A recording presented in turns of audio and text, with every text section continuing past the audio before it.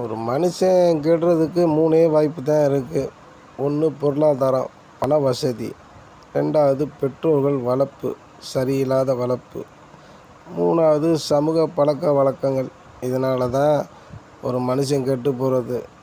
ஒருத்தனை பார்த்து இவர் பெரிய ஆளாக இருக்கார், இவர் கூட போனால் நம்மளை பெரிய ஆளாக்கிடுவார் அப்படின்னு கும்பிட போட்டு வாழ்க்கையை ஓட்டிக்கிட்டு இருக்கிறது தான் இன்றைக்கி வாழ்க்கை ஒரு ட்ரெண்டு.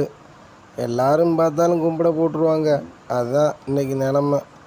மனுஷன் எப்படி இருக்கான், எப்படி வாழ போகிறான், எப்படி போக போகிறான், இதெல்லாம் யாருக்குமே தெரியாது. முடிஞ்ச அளவுக்கு ஏழையை நல்லா இருக்கணும்னு எல்லாரும் நினைங்க, அதுவே போதுமானது.